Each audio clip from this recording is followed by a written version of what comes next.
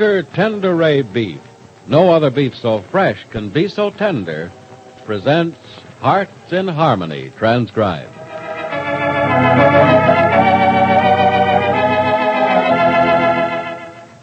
Ladies, if you're wondering what to have for dinner tonight, here's a suggestion that will make a big hit with everyone. Serve beef, Kroger's quality beef, and watch your family enjoy its fragrant goodness. Yes, if you want to be sure tonight's dinner will click with the folks at your house, go right down to your Kroger store, step up to the counter, and get Kroger's quality beef. The beef you can buy with confidence, because it's the very best beef currently available. What a wonderful thrill for your family when you sit them down to a dinner of thick, juicy steak, crusty brown roast beef, savory beef stew, or delicious boiled beef with horseradish as the main dish. What a comfort to you to know that your dinner is not only nutritious and wholesome, but it's just the kind of dinner your folks were hoping for, too. So be sure to visit your Kroger store soon and get Kroger's quality beef. It's just right for your dinner time needs. And remember this, Kroger's quality beef is the very best beef you can get today. So don't delay. Buy Kroger's quality beef. It's delicious.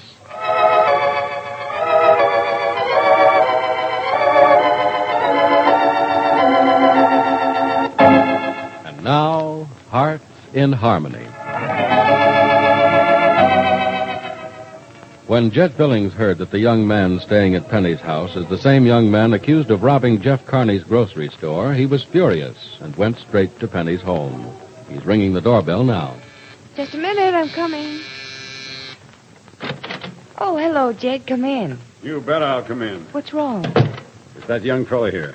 That's what's the matter. Oh, Jed. Now, don't you owe Jed me, child. And don't deny that Freddie Lang's in this house, because I know he is. Well, of course he is. As a matter of fact, he's up in his room asleep. Asleep? His room? Mm-hmm. He beat several rugs for Suzanne and me this afternoon. He just isn't used to that kind of exercise. I'll say he isn't. The only kind of exercise he knows is sneaking into stores in the middle of the night and taking money out of the cash drawer. Jed Billings, that's no way to talk. What I'm talking about is the truth. There's nothing wrong with speaking the truth. You're not speaking the truth at all, just hearsay. Oh, I suppose you know the boy didn't rob Jeff's store. I'm sure he didn't. And what makes you so sure? Because he says he didn't. Well, I say I'm Julius Caesar. Does that make it true? Jed, you're being unreasonable. What's the matter with you? You're never like this. Well, you never invite thieves into your home. Jed, Freddie Lang is not a thief. That's something else he told you. No, that's something I know. Something I can tell just by looking at him. Penny, I'm ashamed of you. I thought you were old enough and knew enough by now not to be fooled by looks. Oh, I'm not being fooled by Freddie or his looks. I know his weaknesses, and a lot of his faults are all pretty obvious. As a matter of fact, they're so obvious, he knows most of them himself. And he must know your weaknesses and faults, too, a lot better than you do. He must know you're a pushover for a smile and a hard luck story. You don't know what you're talking about, Jed. Look, Freddie didn't come here to get help from me.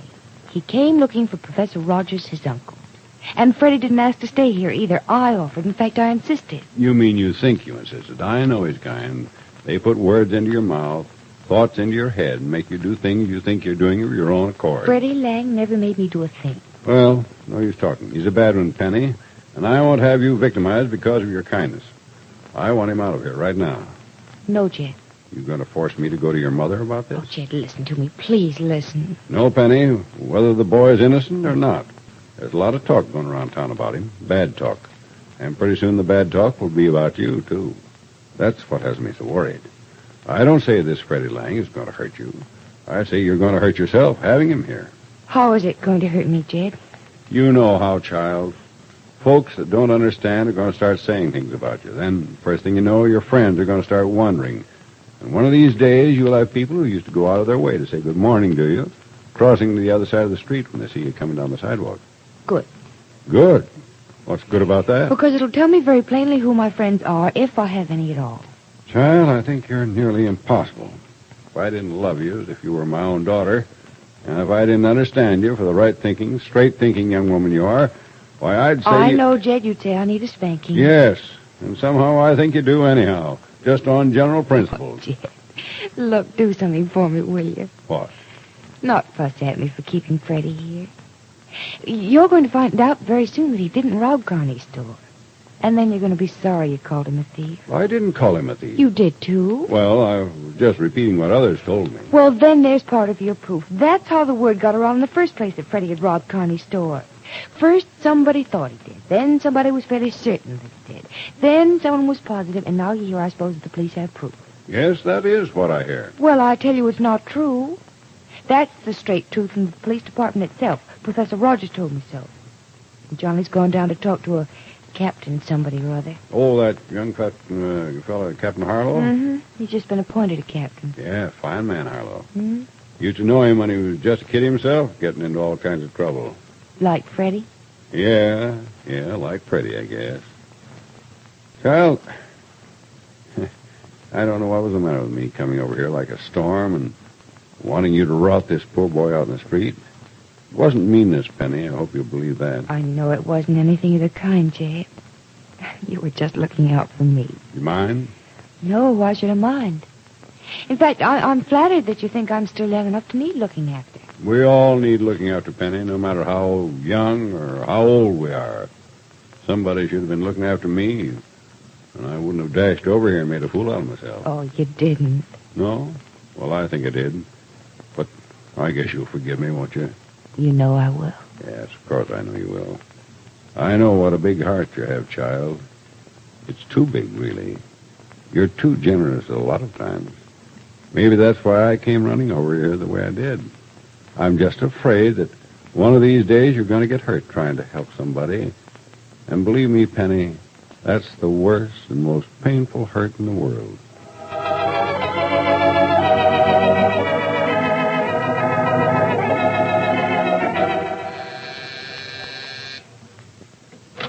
Oh, good evening, Professor Rogers. May I come in, Miss Gibbs? Yes, of course. Thank you. Well, you look very pleased. I am. Is Freddie around? He hasn't stirred off the property since he was warned not to. Good. Where is he now? Asleep? This early? Mm-hmm. He went up to bed again right after supper. Again? Oh, what do you mean? He beat some rugs for me early this afternoon and had to take a nap. Oh. And then he nearly fell asleep at the supper table. He's being an awful nuisance, isn't he? No, he isn't. You can't blame the boy for being tired. I don't know how long he's gone without sleep before he got here, but I'm sure it was a long time. Yes, I guess the kid has had a rather tough time of it. But maybe the worst is over. What do you mean? Well, I had a phone call from Captain Harlow of the local police department. Mm-hmm. Seems Johnny went down to see him about Freddie. You know anything about that? Yeah. Mm-hmm. But Johnny told me he was going to speak to the captain. Well, he did. And he got results, too. Are the police going to let Freddie go? No, under the circumstances, they can't. But Johnny obviously told the captain that Freddie's main trouble is he's afraid of police stations. Probably been in too many. So Johnny got the captain to agree to come down here tonight and talk to Freddie. Not question him, but, well, talk to him. Seems Captain Harlow is interested in crime prevention, not by penal methods, but by psychological guidance at an early age. Well, Freddie's no criminal. Shouldn't be treated like one. Well, he's not going to be. Not tonight, at any rate. You better get him up and dressed. The captain's going to phone here at 9 and ask whether or not he may see Freddie here. Of course he may. It's nearly 9 now. Look, maybe you better go up and wake Freddie and tell him what it's all about. All right. I'll go up and wake him. It's the room to the right at the top of the stairs. Uh-huh. Hope you won't have any trouble waking him. Oh, I'll wake him up all right. I just hope that Captain Harlow can do the same.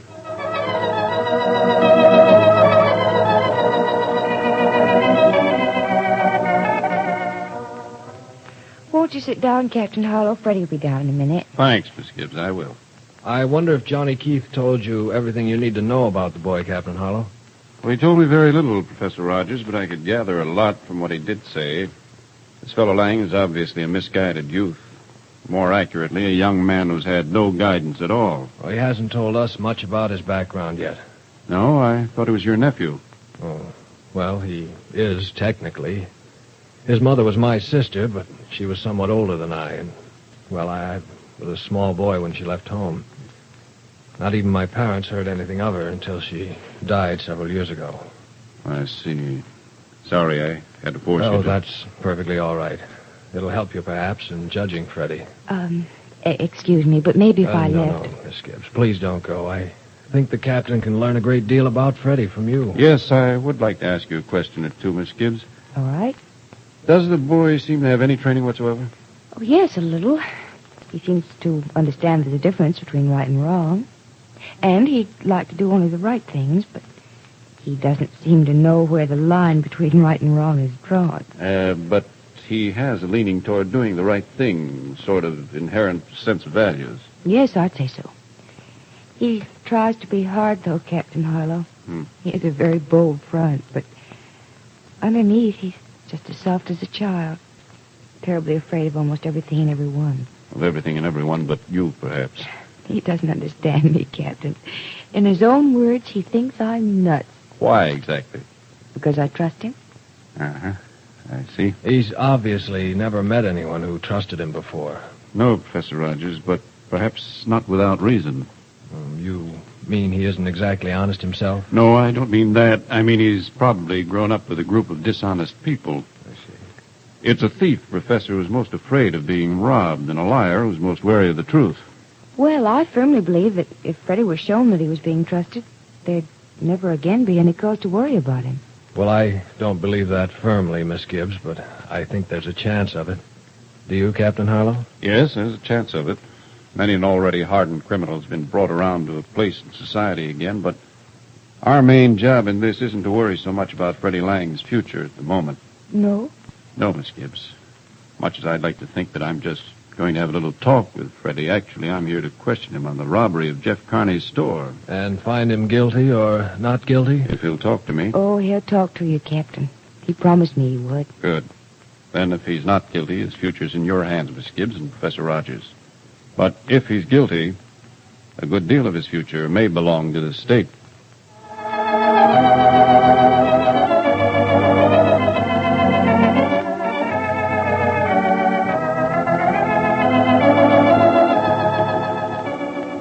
Will Freddie be found guilty or not guilty? And if innocent, how will his future affect Penny's? Will Freddie become Penny's permanent problem? And if so, how will Professor Rogers fit into the picture of Penny's future life? Be sure to listen to the next dramatic episode of Hearts in Harmony.